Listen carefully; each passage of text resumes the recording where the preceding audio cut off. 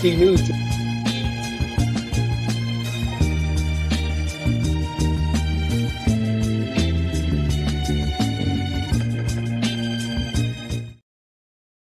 Is coming in to the Situation Room. The Republican National Committee and the Georgia GOP are now suing to challenge absentee ballots that voters try to turn in by hand instead of through the mail in some counties. CNN political correspondent Sarah Murray is working this part of the story for us. What are we learning, Sarah?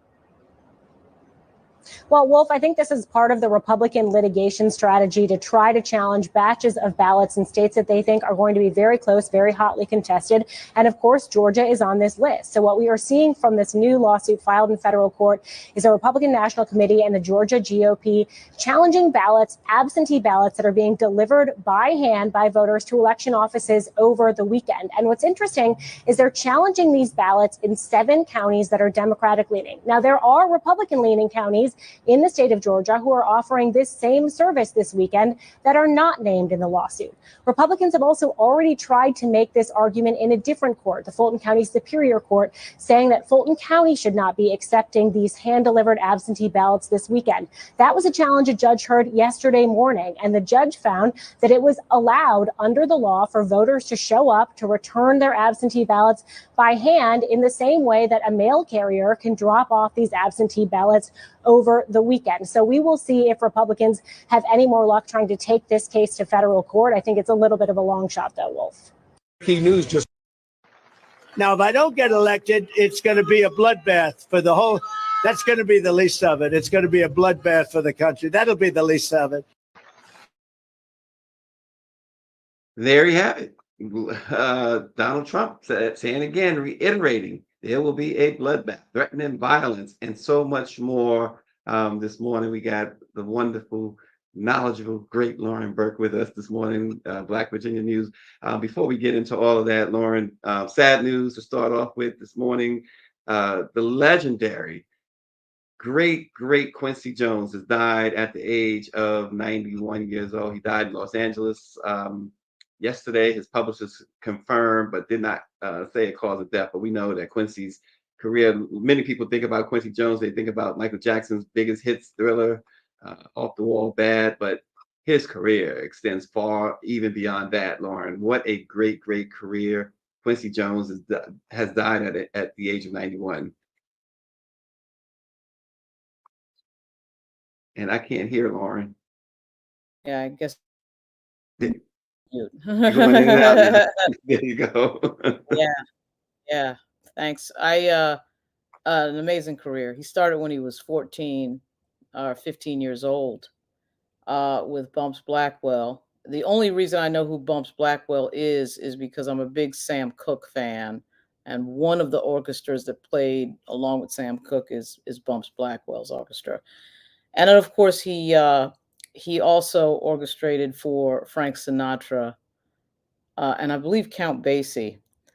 So he's got this entire career that happens before Michael Jackson. Leslie Gore is somebody else he worked with. And of course, the diversity of people that he worked with is incredible. It really is incredible. It goes into 7 decades of work, which is unheard of in the music business because most people can't survive the genre changes. And I really think Michael Jackson and Frank Sinatra are the only 2 people I can think of, and of course, Quincy Jones, who survived all the genre changes in their career and sort of have these 6 and 7. It's just amazing the length of the career of Quincy Jones. Yeah. If you probably don't know this, I didn't know this for a long time. That D in his middle name, Quincy D. Jones. Mm-hmm. You know what his middle name is? Delight. Oh, I didn't know that. Yeah, I didn't know that. I did not know that until recently. Yeah, this was something with The Weeknd, and somehow that came up when he was working with The Weeknd, and I had to look it up. I remember a couple of years ago, I'm like, Delight. His name is Delight. Yeah, there's a lot of fun Quincy Jones facts. Somebody gave me a Quincy Jones book when I was in high school. A book had come out about his life. I guess, you could have like 3 or 4 Quincy Jones books coming out, but I found out that he was such good friends with Frank Sinatra that the signet pinky ring that Sinatra has on his finger that you can see in a lot of photos, he actually ended up with that after Sinatra's death, and you can see Uh, Jones wearing it. I mean, it's like insane, yeah. you know. But to me, you know, two of my favorite musicians are Ray Charles and Sinatra, and he, of course, has this connection to Ray Charles and Sinatra. It's crazy. It is crazy. Without question, he was raised primarily by his father, who was a carpenter. His mother, and the reason being, his mother was had a schizophrenic disorder. Mm-hmm. Mm-hmm. They moved to Seattle when he was very, very young, but nothing stood in this man's way, stood between this man and greatness. He broke barriers. We don't often hear much about the barriers he broke. It was so much. I mean, we saw that clip there. We Are the World. It was Quincy Jones who brought all of those mega stars together in the mid 1980s and said, "Look, everybody, check your ego at the door. We're going to do this." That was the whole USA for Africa situation. And I mean, he got everyone together on that "We Are the World" song and album, and raised millions and millions of dollars. The song, of course, the primary song co-written by Lionel Richie and Michael Jackson, but Quincy Jones was the architect behind all of that. And George Benson's career. George will probably be the first to tell you that he would have no career without Quincy Jones. This guy has done so much. Of course, younger generations might remember it was the guy behind the Fresh Prince of Bel-Air. Right. Yeah, he was behind Fresh Prince, and there was another thing that he was. I mean, of course, several movies. In the Heat of the Night, he did Yeah, the he soundtrack for scored Heat of that. the Night, which was a really good soundtrack. I also love the fact that, you know, he has 7 kids, and I don't know what his namesake does. Quincy Jones the third. He's probably Yes, into music. I don't know. He's in his mid-50s, but it is kind of fun that you know, there's a lot of people around who will help celebrate his legacy. You know what I mean? It is an amazing career, probably an unheard of. I can't think of anybody else. I mean, we have to get into like Mozart and right. people like that to really compare him to anything, because the length of the career, and Beethoven and Mozart didn't live that long, you know. So compared to the length of time people live now. But just the little scene from We Are the World, you know, We Are the World documentary just came out not that long ago, a few months ago Right. on Netflix. And there's some really cool scenes in there. You know, the whole Bob Dylan moment where they try to get Bob Dylan to relax in the studio. And I remember at the time when that came out, we were sort of like, wow, this is sort of an odd part, because Bob Dylan doesn't have the traditional singing voice as everybody Right. else, like the other types of singers that you have there that are like pure melodic singers. He's a folk singer, and the stuff works perfectly for him that he writes for himself. But to have him do something else is another thing. And they get him to do it.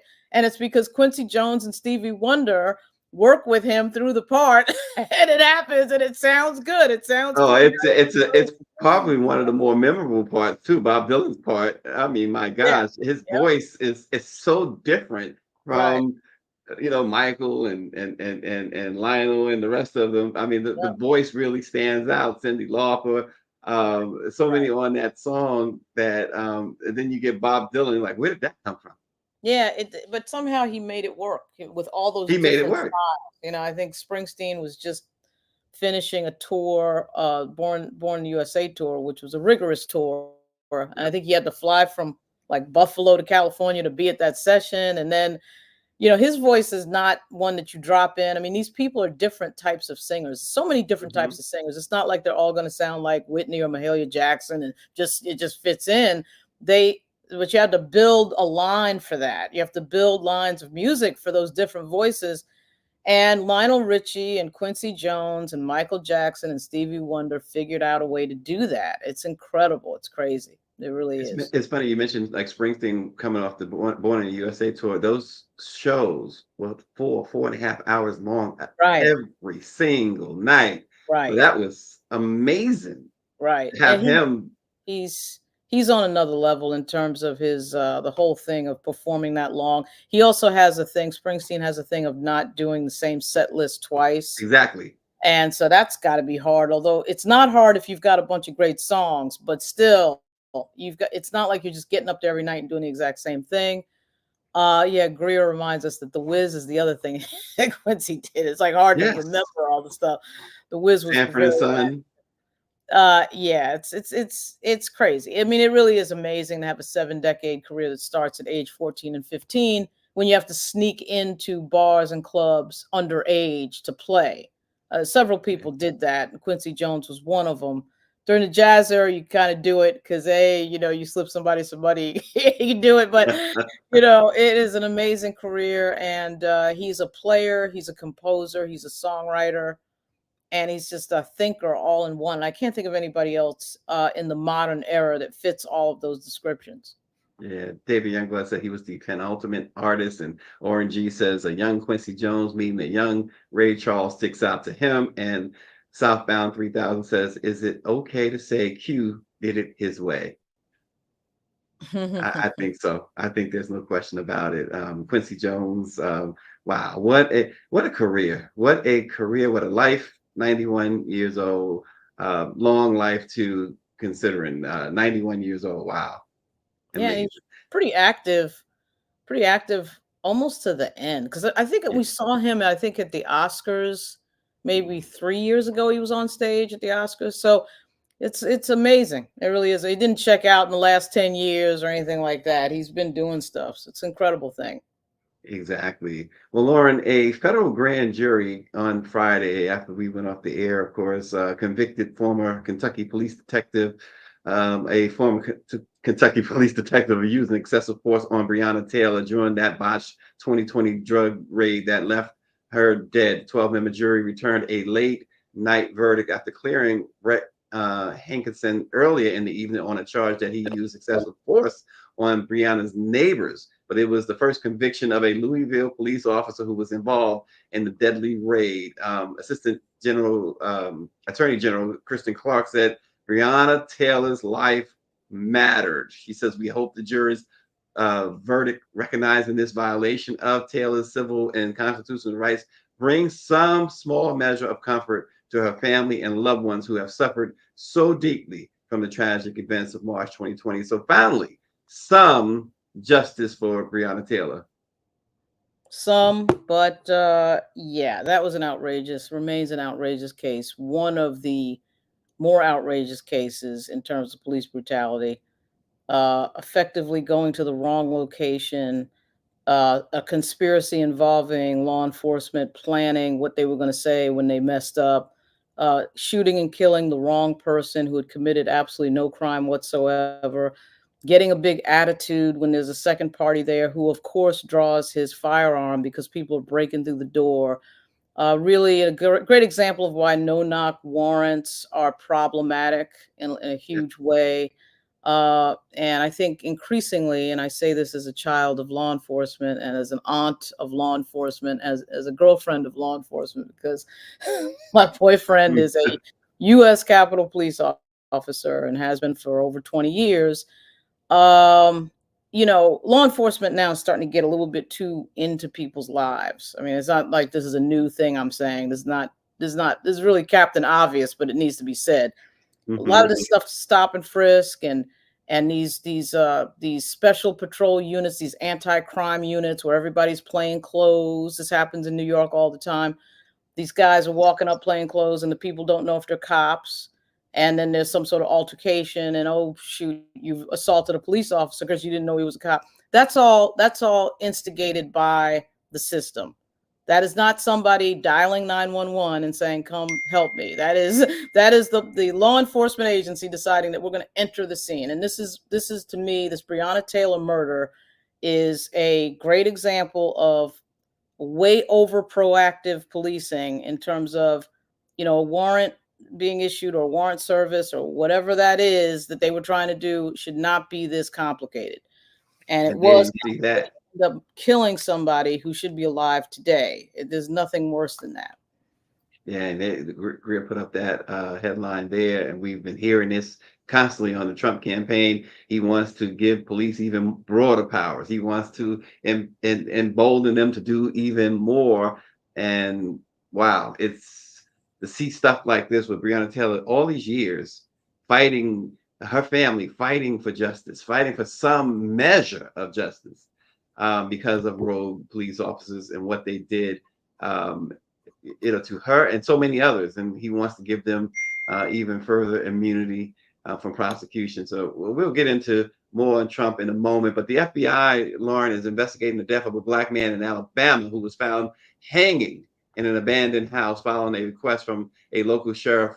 While there are certain talk among the community, whose members include law enforcement, but they accuse law enforcement officers of unchecked misconduct, as we are just talking about. But the sheriff's deputies found Denoris Richardson, who is 39 years old, in Colbert County, somewhere miles from his home, in a city called Sheffield, which has about 10,000 people and sits near the Tennessee River.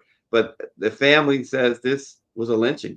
He did not commit suicide, and the department now is investigating it, that there's a possibility that this is a homicide. Yeah, and didn't he have some sort of problem, connection, argument, dispute with law enforcement shortly before this happened? Shortly before that, yep. Yeah, what an amazing coincidence. Gee, I wonder why the family thinks there might be a connection. And and no suicide note. Yeah, no suicide note. The guy is young, and does he were those his kids in the photo? Do we know that? Kids, yeah. Yeah, I think it's unusual and a big red flag when somebody commits suicide and they have kids, because usually that's the thing that stops people from committing suicide. They don't want to do it to their kids. At any rate, yeah, obviously that should be investigated. We're getting this type of case, by the way. It seems like we get one every 6 months, some suspicious death in a location in the United States known for suspicious deaths throughout history of Black men, right? So, and, if you're going to commit suicide, I'm not sure why you're going to a barn or some remote location to do that. You can do that any place.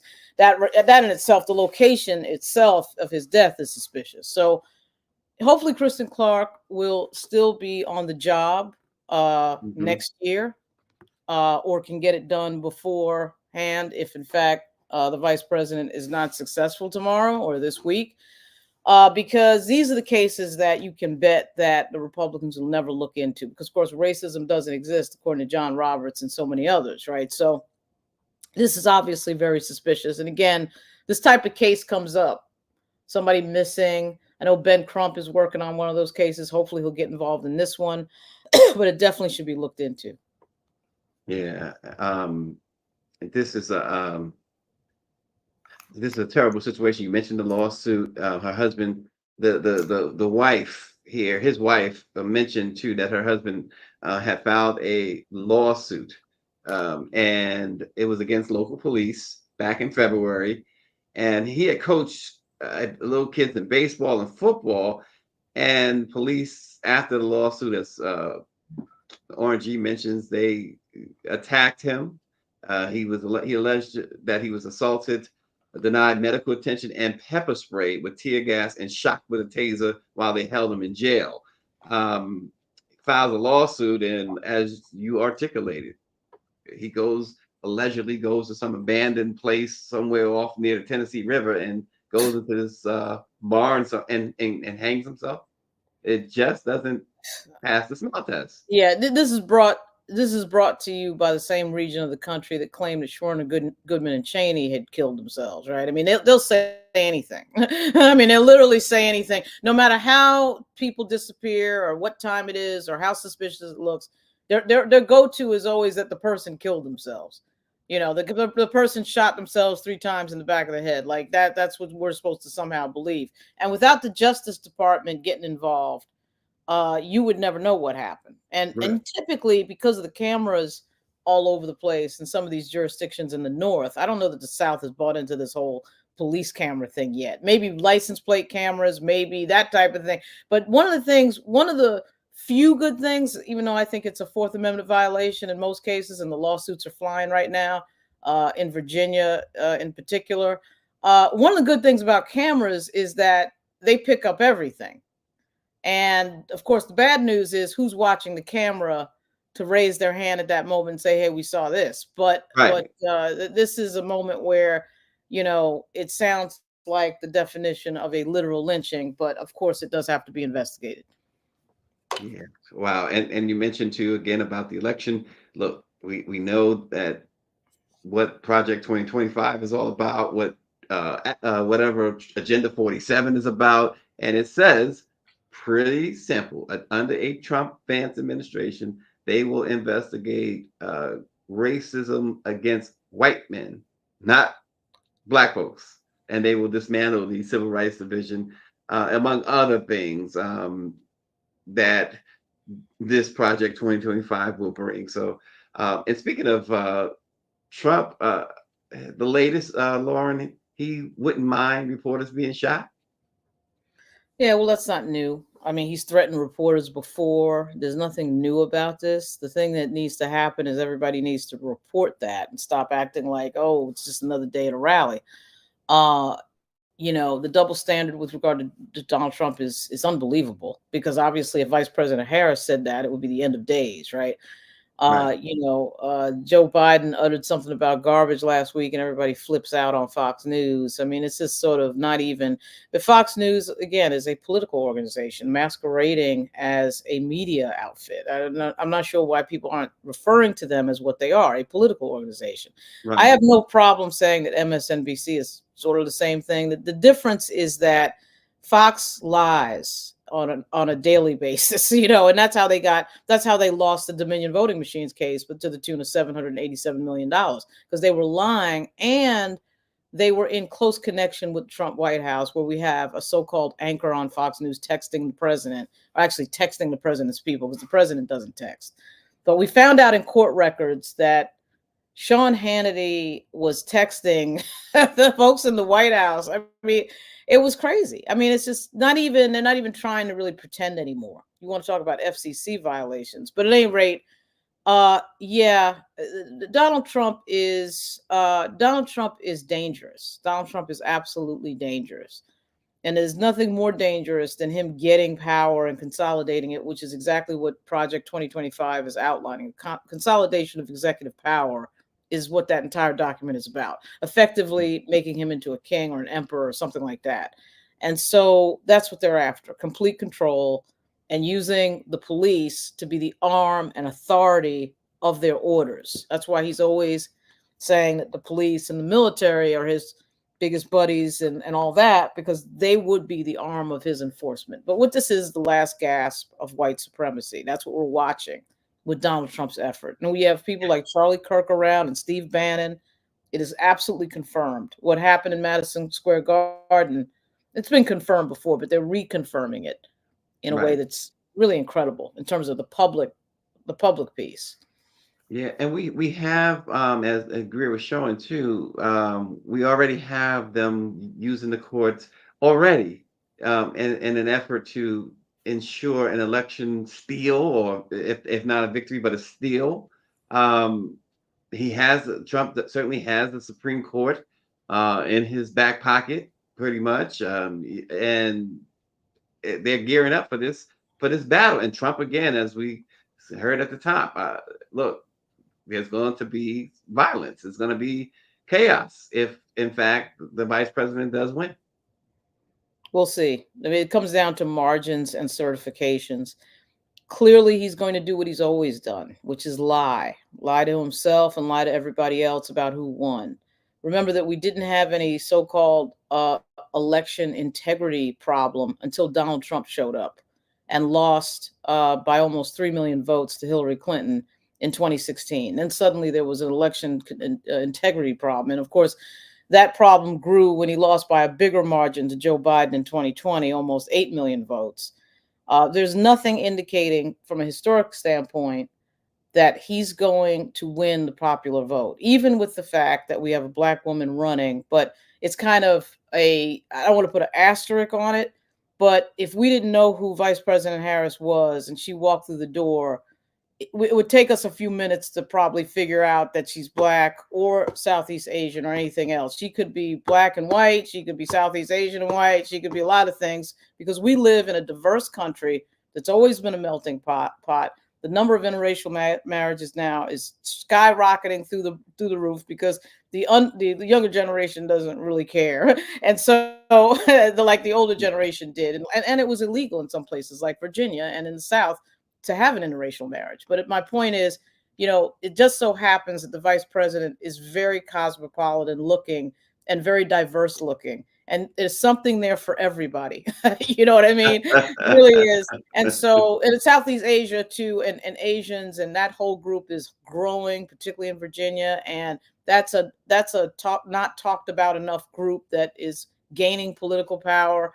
So when you put all that together, I mean, it's not like she looks like Esther Roll sitting there. She is somebody who I think in particular, sort of communicates to everybody in a very friendly way. She has a great sense of humor. She has a personality that is a huge contrast to Donald Trump.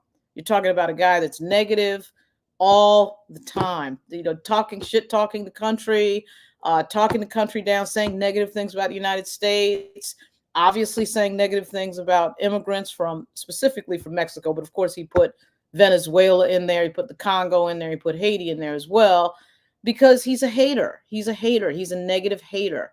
And that contrast, I think, is what's going to get her over the line tomorrow, because I think people are just tired of it. Like the white dude said on their call at one point, one of them just said, I'm just tired of the whole thing. Like, this is just wearing me out. And he's right. I mean, there's a certain element of being worn out by Donald Trump. Yeah, Mike Lee mentions too that the National Guard is on standby in Washington, Nevada, and Oregon. I know here in D.C., Muriel Bowser says that the National Guard is on standby as well. Really?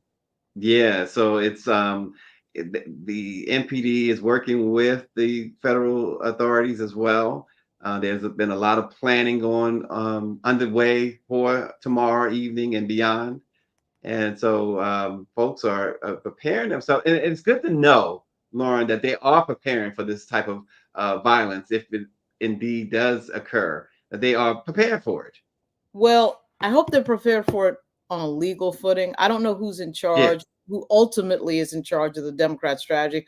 I assume it's Mark Elias, because his law firm had always been the law firm of the Democratic Party. Then he broke off and did his own law firm. So it was Perkins Coie, and now it's Elias, whatever the name is of his firm. I assume he's the person.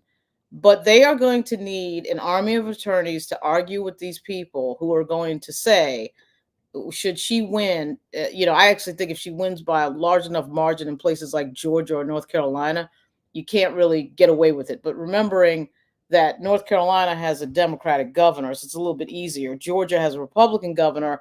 But he does, Brian Kemp has kind of showed a reluctance to go along with the craziness, as has his Republican deputies who are in charge of elections. However, they did change all their election laws so that you can get people who claim that, today is Tuesday and not Monday, and up is down and down is up. So they just want to see what they want to see, which the result being, Donald Trump winning. So there is going to be some major legal battles. They'll be along the lines of the batshit crazy Steve Bannon strategy, which is just say it, just say it, just say it, just say it, just say you won, just say you won, just say you won. That is what they're going to do. We know that sitting here right now, that is what happens should he lose. So of course, if So too, Lauren, that he's already scheduled a press conference for tomorrow night to declare victory. Yeah, well, he's going to do that no matter what the numbers are. We know that because that's what he's always done. I mean, that's what's always happened. I love J.D. Vance's nonsense during the debate.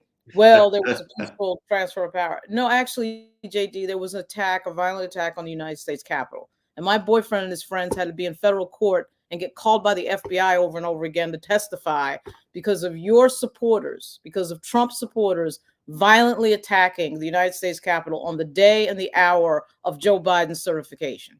That's what happened. And they are going to try to do that again unless somebody tries to stop them. See, I actually think that compared to what happened before, there's a lot of people who are prepared for this moment. Mm-hmm. And I think Democrats now are on a different footing than they were certainly in January of 2021. And that footing is not, not in the mood for putting up with nonsense. So I do think that the attitude is different on Team Blue. Yeah, it's going to be interesting to see. as Trump continues to ramp up this violent rhetoric. Org says that it is at least 30 election deniers serving as election officials at state and local levels across the country. We know that to be true. The drop boxes might be mentioned blowing up early. I've talked to some postal workers who said that when it comes to election related mail, they guard that like it's it's like Fort Knox. Even if it's one piece of mail that's election related, they are really serious about that piece of mail more than anything ever because of the volatile situation. So everybody is really on guard in one way or another. And Lauren, 76 million people have already voted as of yesterday. 76 million. Um, what is that a reflection of? And who might that benefit, if anybody? It's hard to tell. It's probably a reflection of the fact that the Republican Party finally embraced early voting. They finally embraced early voting because they had, of course, been against it from the beginning and against drop boxes and all this other stuff. And now suddenly they're coming around. That's probably half, a little less than half of the total vote. You're going to have another 70 million to 80 million people vote tomorrow. I know a lot of people who like to vote on election day. I'm not sure why they like to do that. I do think there is a certain excitement to voting on election day. But there's also a certain danger in voting on election day, because if they tell you, like they could in Virginia, because we had a vote purge 3 weeks to the election by Governor Glenn Youngkin and his Attorney General Jason Miyares and his Commissioner of Elections Susan Beals, you could conceivably come to the polls and find out that your name is not there. Now, in Virginia, you can cast a provisional ballot on the day of election. So there is no reason for anybody to be turned away in Virginia from the polling place without casting a ballot. At least a provisional one if your name, say, was not on the list. So in Virginia, I know my mother voted the first day of early voting. For a lot of people like my mom, this is a huge, huge symbolic deal. I dare say, not just for Black women. I've met a ton of white women in Virginia. There's a group in Virginia called Network Nova that's been around for a little bit of time, at least 6 or 7 years. And it's a bunch of white ladies, typically up in Nova, Northern Virginia.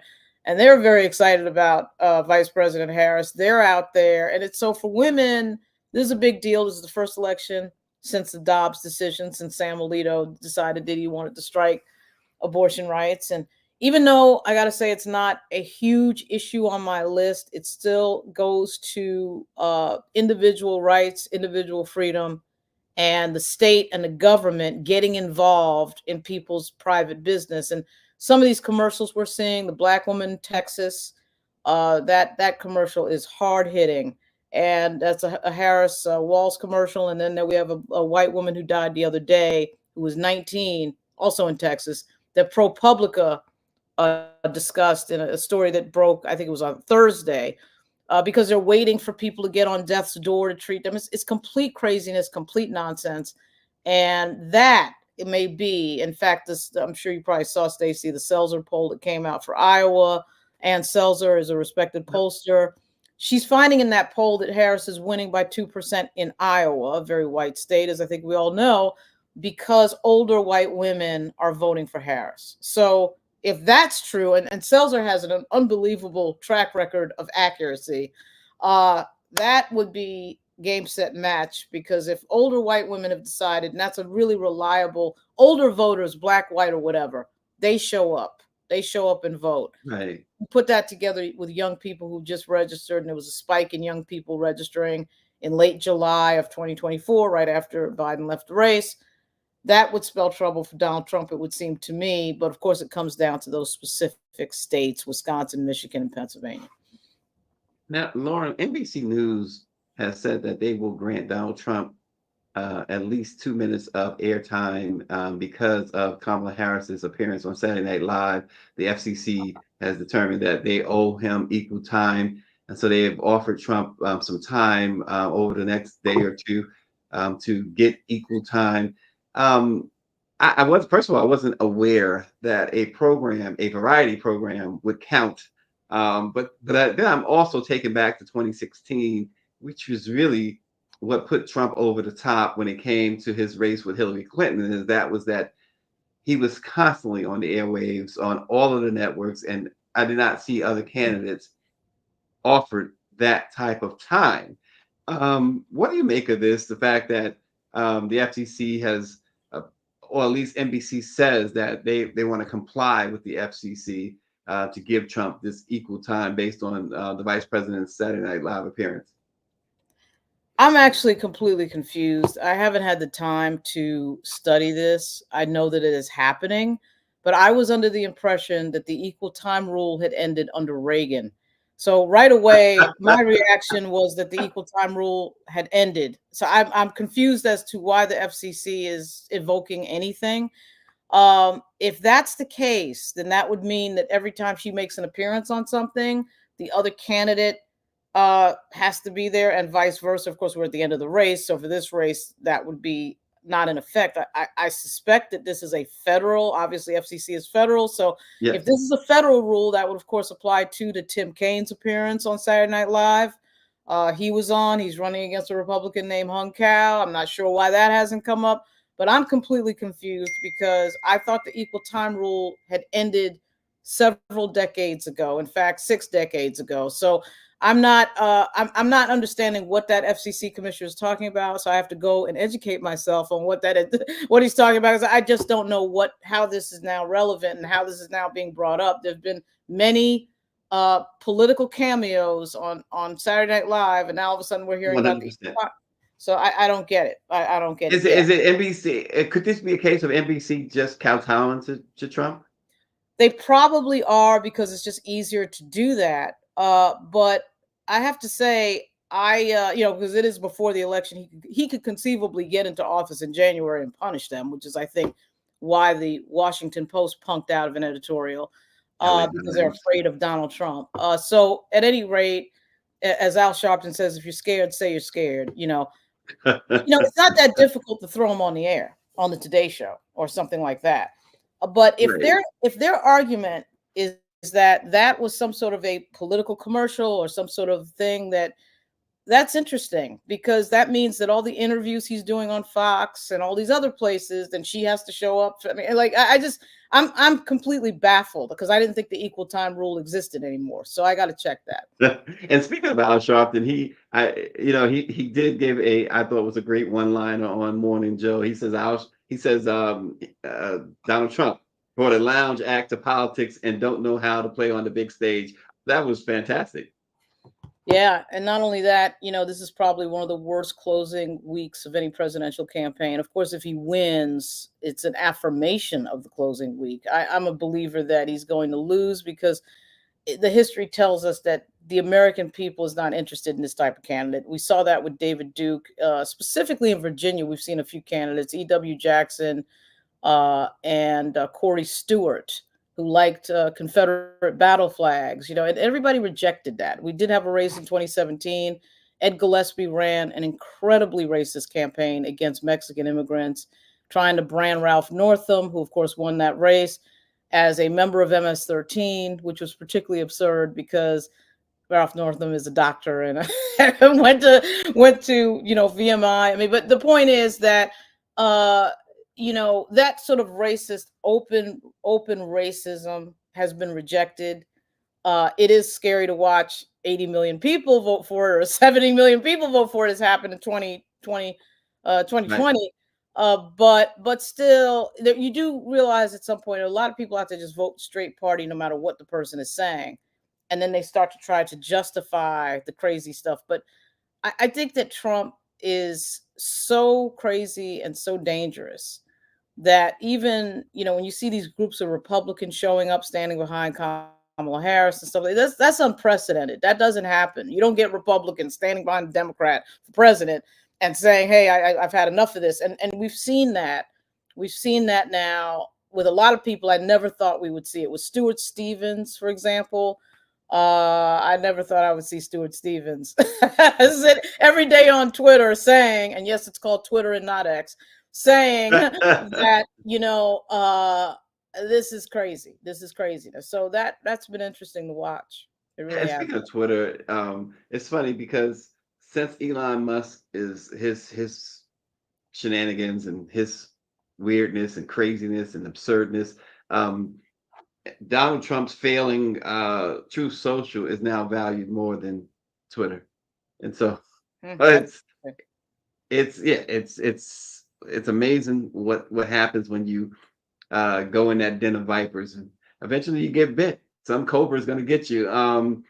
Greer yeah. says that Trump has been breaking laws back to back. She says it's crazy, Lauren, and we are now seeing a lot of women dying from miscarriages and ectopic pregnancies in places like Georgia and Texas. She believes that this will drive the vote. Yeah, I think it will too. This moment is brought to us by, I'm never going to let it go. It's brought to us by Hillary Clinton and Robbie Mook. And even though I do believe that Hillary Clinton was treated terribly during that 2016 race, that was a total double standard. Interestingly enough, when I look at, and part of this is probably just because we had a truncated 105-day presidential race for Vice President Harris, it was only 105 days. But the level of misogyny directed at Hillary Clinton was a lot more than what I've seen directed at Vice President Harris. Some of that is just the Democrats waking up to it and fighting hard against it, and groups like Win with Black Women. And some of it is just that, Hillary Clinton's campaign wasn't that great. And what you ended up with is losing, okay? And you lose because Robbie Mook doesn't want to give out lawn signs and wants to pay his digital friends that have iPads. And I'll never forget my mother going to the local Suffolk Dems office in 2016 and not being able to get a lawn sign. And then I'm driving through Isle of Wight County, Virginia, and I see these gigantic Trump signs on these gigantic lawns in Virginia. And those are stupid things when you make mistakes like that. And to bring it to, what we're seeing now, what that led to, of course, was 3 Supreme Court picks for Donald Trump, which led to the end of Roe v. Wade and people dying, to Greer's point, people literally dying because of public policy, because of stupid, insular public policy. And when I'm debating anybody about abortion, what I always first ask them is, why is this your business? Why is it your business what a couple is doing, what a woman is doing with regards to the decision around whether or not she is going to give birth? Why is that your business? And I can never get a good answer. And I'm never getting a good answer as to why it's the government's business. And you can see the clumsy and stupid application of this thing, right? People are dying because we're waiting to see how bad it is and whether or not the pregnancy is really viable. That is all craziness brought to us by Samuel Alito and his 5 friends on the Supreme Court. And it points to why it's so vital that the Democrats get hold of the Supreme Court. Because now we're starting to see decisions now that are purely political. That Virginia decision they just made in favor of the purge is a political decision. It's a legislative decision based on no legal anything that anybody, because of course they put no legal writing on it. They just, we're going to overrule the Fourth Circuit, and then they don't detail why they're overruling the Fourth Circuit, because of course there is no legal argument that you can make. The argument that Alito wrote for the majority against Roe was ridiculous. It was a ridiculous legal argument because he just doesn't like abortion. So they have become openly political at the Supreme Court. Yeah, I want to get to 2 things, one from Orange and one from Mike V. I think I'll go with Orange first because I'll save Mike V's for perhaps last. He says Sexy Red voted for Kamala Harris. She said she voted for Kamala Harris, and Snoop Dogg called Trump out this weekend. He says, I am shocked. But the question really is, Lauren, I saw Cardi B represent the vice president. She gave this speech, in which people criticize her because she read the speech basically from her cell phone. But when we see all of these Springsteen, Stevie Wonder, Tyler Perry, all of these celebrities, Samuel L. Jackson, do they make a difference?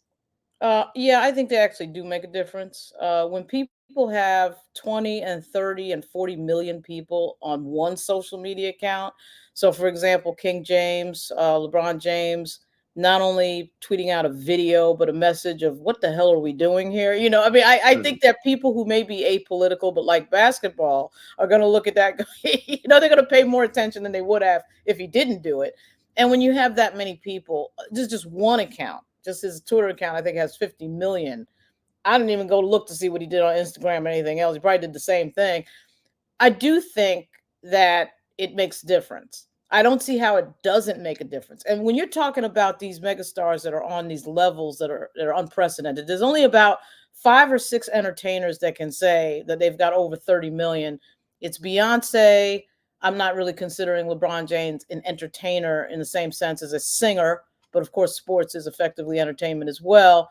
But LeBron James and Beyonce are into the stratosphere with the Right. number of views and the amount of attention that they can get with the communication. So I do think it makes a difference. At the baseline, it increases awareness about what the general thinking is with regard to the cool kids in high school, the LeBron Jameses and Cardi B and Beyonce. What are the cool kids thinking? And so that I do think matters. Yeah, and those folks who criticize Cardi B for reading off her cell phone, come on. And with a platform like that and a message that she had to deliver, I'm pretty sure she was nervous. But if you listen to her, those were her words. These were not somebody saying you should say this. These were her words. She talked about her kids, and she was, she kept it as real or as true to herself as possible. I find her to be very fascinating. I don't listen to her music. Don't really know her music, but I've always found her when she speaks to be a very, very interesting and very entertaining person. It goes back to some years ago when I saw her in that carpool karaoke, and I thought, this individual, this Cardi B, has a career well outside of music. She is extremely entertaining, if you ask me. That's my Cardi B pitch for this morning. Well, Cardi B and Usher and J Lo are also supporting, as you know, all supporting Vice President Harris. And it was interesting to watch J Lo talk about the irritation that she felt after the racist statements at the Trump rally at Madison Square Garden directed to Puerto Ricans. But none of them, of course, are professional speakers, but of course they're in the same realm of being somebody who can stand on a stage in front of hundreds of thousands of people and present, right? So they're able to do that really well. But it's interesting to hear in detail the specific thing that an entertainer says. And I think the most interesting ones so far have been Cardi B and Bruce Springsteen and Oh Usher yes. and J Lo, because they're not. And I will say I'll put Eminem in there as well. They are definitely locked in on some personal rights issues and around the abortion thing without sometimes saying it bluntly. You can tell that's what they're talking about. In Springsteen's case, he did say it pretty bluntly, but at any rate, they're talking about personal liberty and personal decision making. And of course, when you've had careers like this where you're dealing with so many people and you're famous and you got people, in the cases, I'm sure, of Springsteen and particularly Usher, you have people soliciting you for sex and all that. I mean, you're having to deal with a lot of different elements in life. And I'm sure that, for them, it probably is a big decision in the background. I'm sure they have their managers and stuff saying to them, do you really want to get involved in politics? Do you really want to say something? Your career is going fine. I know Springsteen is obviously toward the end of his career. You can argue that J-Lo is as well. She's in her 50s, although she looks like she's in her 30s. But the point of it is, I'm sure all of their management said to them, and Springsteen, of course, was involved, I think, in 2016 with Yeah. Hillary Clinton. So Yeah, he's he been was. involved in politics for a while. But I'm sure their management is saying to them, why do you need to get involved in this? Usher is on a tour and has a residency in Las Vegas. You can bet that people have said to him, you might lose money if you come out publicly and say something in this race. And then you might get attacked by the next president if in fact he gets, and they are completely ignoring that to get involved. And I actually think that's a really, really interesting part of that whole moment of all these celebrities coming out for Harris. Yeah, RG says Trump goes nuts when he sees Beyonce and Taylor Swift. He turns from orange to red. He literally does. We did that whole Beyonce video, and I mean, it's just he does loses his absolute mind. But Mike V says to you, Lauren, he's asking you. He says there were 2 more Black male voter summits this weekend. He says I do. He's asking, do you still think that Black men voting GOP is a nothing burger this election cycle? It's a huge, huge, gigantic, massive nothing burger. It is a media creation. It is the media going out and finding the one guy, the 2 guys, or whoever the heck they can find. It'll say that they hate the vice president and that they're voting for Donald Trump. And the overwhelming majority of Black men are voting for the Democratic Party. That has been the case for decades. And somehow the media, the New York Times, somehow can't find any of these people. I run into them every day of my life, but somehow the New York Times can't find one of them. But they'll build an entire piece around negative energy and negative statements that a Black male is making against a Black woman, which is what this is really about. It's also about the fact that these newsrooms are too lily white and have too few people who will raise their hand in the editorial meeting and tell all the white people, all their white bosses, you're wrong. Most Black people are going to be voting for the Democrat, and that would be the vice president. You would never know that from the media coverage, particularly coming out of the New York Times, which I'm familiar because one of my family homes is in Brooklyn, in Crown Heights, and I'm telling you that these liberals, these progressives, they love to drive this narrative against Black men, none of which they know, by the way. They quote no Black males from watching Law and Order and watching sports. So they don't know any Black men. If you asked any of them, these people I dealt with the Washington Post during the Justin Fairfax thing, who are from Alexandria, upper Northwest DC, Chevy Chase, and McLean, Virginia. And I'm giving specific locations because that's where the editors live that I was dealing with. None of them know anybody Black that would be in their house on a social occasion at dinner. Okay. If I said to them, have you had a Black person in your residence, a Black male in your residence for social reasons in the last year? I suspect the answer would have been no. They don't know what they're talking about. They don't know who they're talking about. And this is tomfoolery. So that's the problem. They don't have Black men who are the Black men that they're talking about. The working class Black male with a family and a house and a picket fence, to me, does not exist at the New York Times enough or the Washington Post. They have people who are subsets of subset groups that don't represent the majority of Black men in the United States. That's who they hire. And so I'm tired of this narrative. It's going to be disproven tomorrow once again, just as it was disproven 4 years ago. It is ridiculous. And it is a total myth in the press to say that the brothers are not with me, because they are. For sure. Right. That's right. Yes, we are. Right? By the way, and it is. Brothers are with me. You have to understand who's writing these stories. It's white people who went to Harvard and Yale. They're in spaces their entire young life with not a lot of Black men around, right? So if you went to some Ivy League school and you went to some private school in Connecticut or in the East Coast, there's not a whole lot of Black men around. Then they get to a newsroom. Their entire life is going to school, going to school and being in a newsroom. And that's all they know. Members of the media are terrible when it comes to knowing what they're talking about in these constituencies that they have no relationship with. But in the Black community, I don't know who they're talking about. I really don't. Well, and this was one of the dumbest narratives, by the way, one of the dumbest and most incorrect narratives of the 2024 campaign. Yeah, it was. He says, Lauren, he knows who they're talking to. He says they find those Black guys at the corner store. He says, he's seen the posters hanging around those hood stores. He says, and those Black men don't vote. And Austin says, as far as those editors you're talking about, well, Black people drive down their streets. That's it.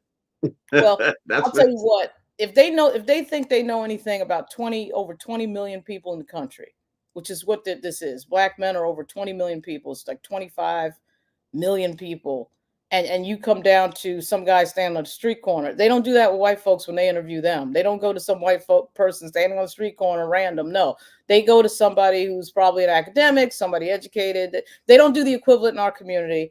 And they think who represents our community is typically lower middle class or somebody in some, urban area. That's their stereotypical view of who Black people are. So that's who you keep seeing in these pieces. But it is the biggest nonsense in the world, and we're going to see it. We're going to see it tomorrow in the exit polling.